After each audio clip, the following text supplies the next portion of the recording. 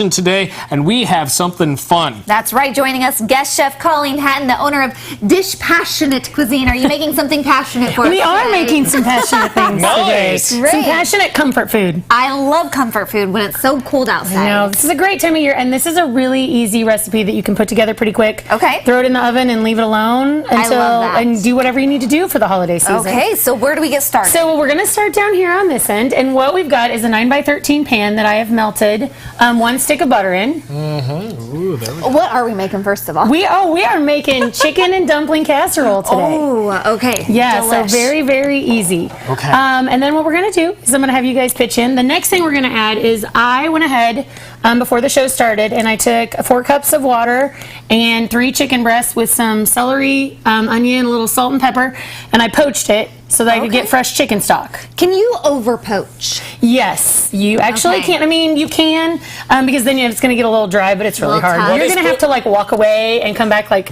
30 minutes later. What is poaching? Oh, okay. Okay. Taking it one step back. Absolutely. Poaching is basically where you're just going to cook the chicken by boiling it.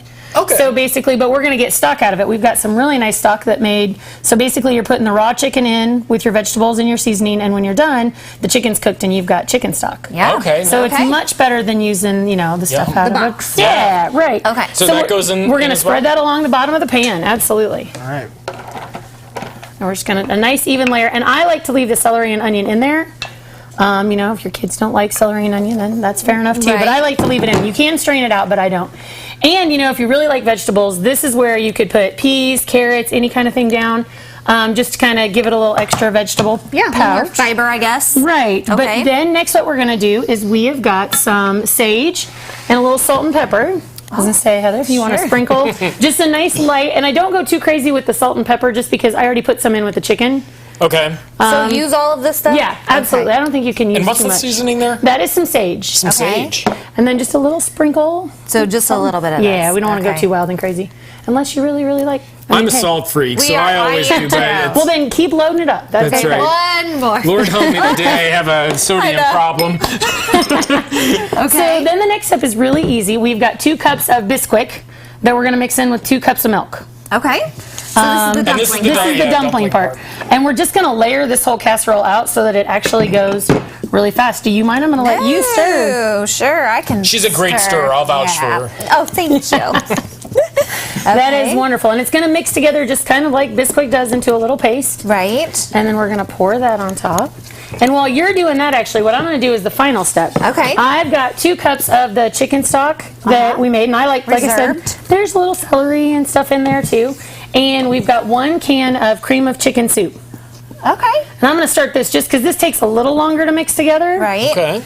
So we'll get this Well, going. yeah, you guys go, and then I'll ask some questions. So what's your inspiration here, Colleen? Like you obviously do this. You're passionate about food and cooking. So where did that come from? Honestly, I just like to make people happy, and it's fun and I don't sit still very well. Oh. So that works out really well in catering because we don't ever sit still. Yeah, so I'm sure this is a very busy time of year for It you. is. We are holiday partying all over the place, as you know. I know. I was at one of her parties this weekend. Really? And I was so excited to see her. Yeah.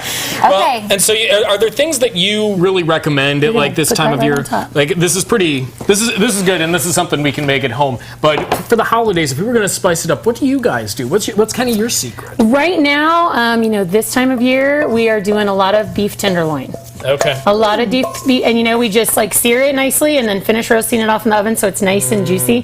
That tends to be a big holiday party favorite. Okay. That tends to be going over right now. But my holiday favorite right now is we're making chili wonton cups. Chili shrimp wonton cups, Ooh, I that say. sounds So, delicious. Do you Nice. come up with these recipes yourself? I have 4 really talented chefs that help me out in the kitchen too. So Okay.